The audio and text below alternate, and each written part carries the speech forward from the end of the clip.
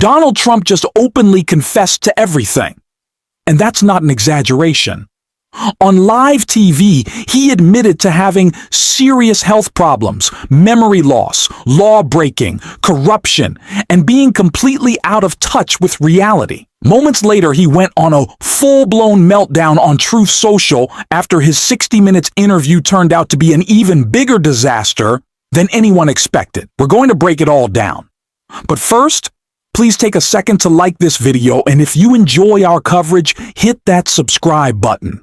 It really helps us keep doing this work. Before diving into Trump's chaotic 60 Minutes appearance and his rant from Air Force One, let's start with the question he was asked on board about one of Jeffrey Epstein's former associates. Prince Andrew in the UK has had his royal title stripped away because of the Epstein scandal. I know you're close to the royal family there. Do you have any thoughts on that? I feel very badly. I mean, it's a terrible thing that's happened to the family. That's been a tragic situation.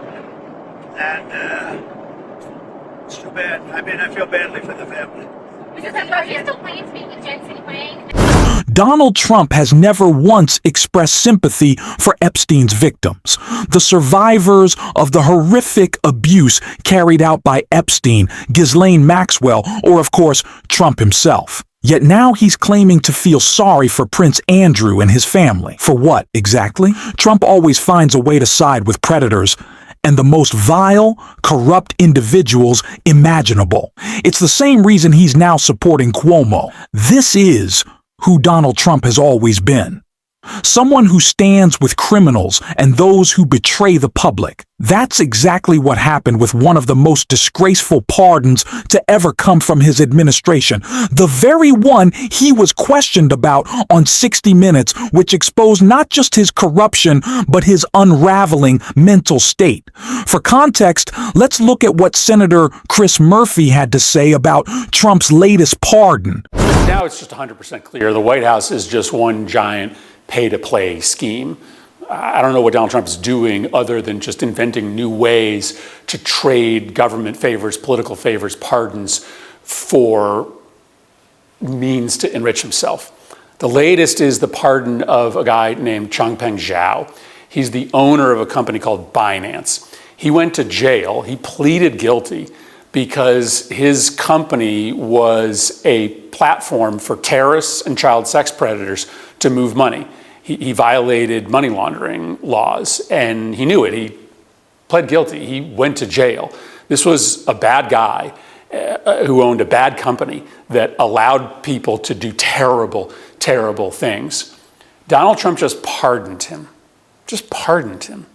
Why did he pardon him? Because this guy made a promise to Trump that he would help Trump get rich. What Binance did was make big investments in Donald Trump's cryptocurrency. And it helped Donald Trump's cryptocurrency increase in its value, helped Donald Trump and his family make a ton of money. And so on its face, it's just a pretty simple trade. This rich guy makes a huge investment in Donald Trump's crypto business, and in exchange, he gets a pardon for serious crimes, for crimes connected to money laundering by terrorists and child sex predators. You listen to Republicans out there talking about how they care about stopping child abuse or how they're trying to combat terrorism. They don't care. If they would speak up about one of the worst offenders, owned a company that allowed some of the worst people in the world to be able to move money, being pardoned by Donald Trump. Why? Just so that Donald Trump can make even more money. The White House is a 24/7 corrupt enterprise. It's 24/7 corrupt, and I refuse to not be outraged by that, and I hope you refuse as well.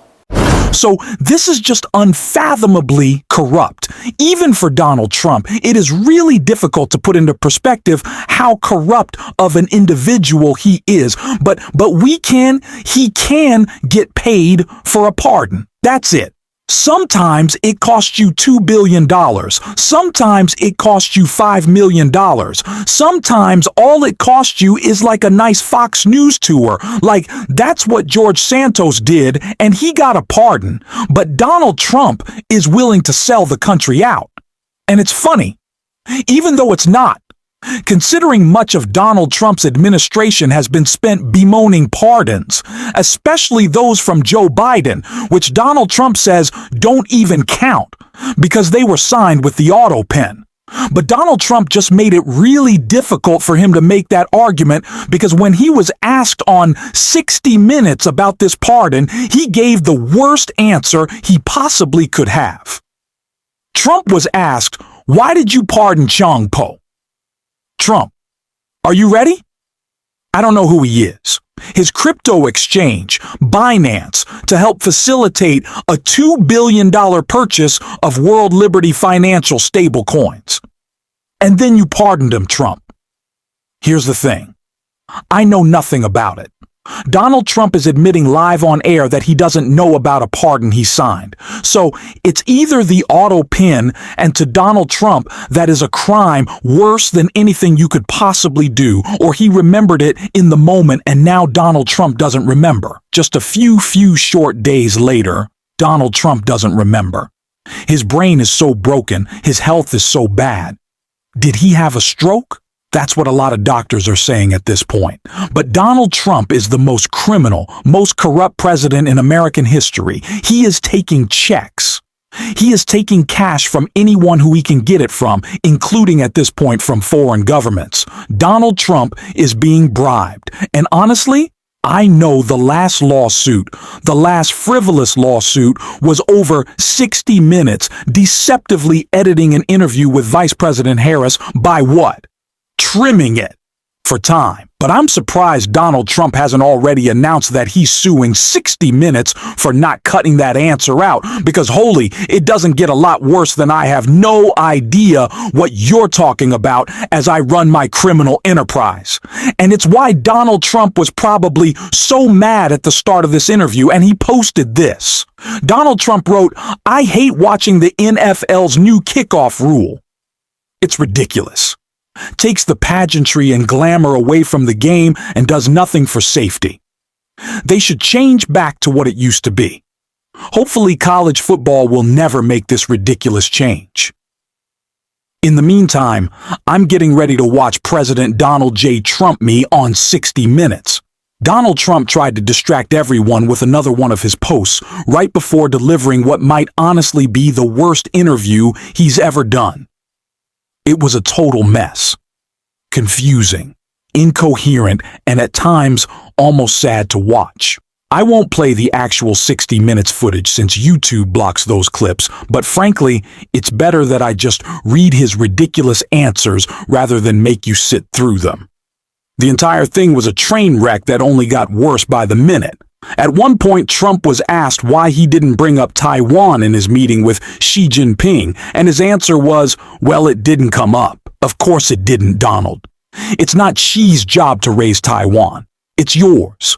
That's what leadership is supposed to look like. He talks a big game about strength and nuclear power, but world leaders see right through him. They know how weak, confused, and easily manipulated he is. He's literally bragged about signing pardons and checks without even knowing who they're for. That's not leadership. That's corruption on full display. Someone else clearly has to be running things, because Trump either isn't mentally present or simply doesn't care. Whether it's family members or staffers, he's clearly detached. He's focused entirely on squeezing every last dollar out of the White House through shady schemes like his crypto grift. And as Senator Chris Murphy has been pointing out again and again, he's absolutely right to call it what it is: blatant corruption at the highest level. Blatant exchange of U.S. national security secrets, our most sensitive drone technology and our most sensitive chip technology, in exchange for cash into Donald Trump's pocket, is perhaps the most brazenly corrupt act in the history of the American presidency. And we cannot normalize it just because he is doing it out in the open in public. The Senate, which is given the responsibility by the Constitution to be a co-equal branch with the president. We have independent responsibility to uphold and protect the Constitution, to set American foreign policy. We cannot pretend this is not happening.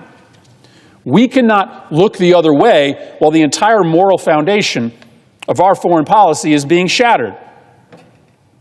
Republicans can't ignore this just because the president is their party's leader. We have that independent obligation to protect the Constitution, which clearly says that these gifts are illegal, whether they're going to a Democratic president or a Republican president. We have a responsibility to our taxpayers to stop a president from immorally enriching himself, using the power we give him to help himself instead of helping us. All right, I've got a little assignment for you. After you finish watching this video, take a moment to look up something called the Genius Act. It's basically the biggest gift the crypto industry could have ever dreamed of. And why? Because they didn't just hope for it. They paid for it. The industry poured more money into campaigns than any other sector last election cycle, buying influence across the board. And it wasn't just Republicans. Plenty of corporate-aligned Democrats took that money too, with millions flowing into Senate and House races to secure their support. So what did this legislation actually do? Exactly what the crypto lobby wanted.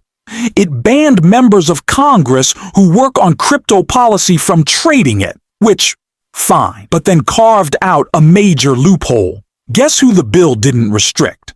The President of the United States. That one exception opened the door for the most blatant corruption we've ever seen. It's outrageous, and every Democrat who voted for it should be held accountable. Look them up, remember their names, and make sure they remember what they signed off on. We can't fight Trump's corruption while turning a blind eye to corporate greed, not from crypto, not from oil, not from any lobby. Our responsibility is to the people, not to donors. That's how we win. And if you're with us in that fight, make sure to hit the subscribe button, like the video, and drop a blue heart in the comments. And until next time, I will see you soon.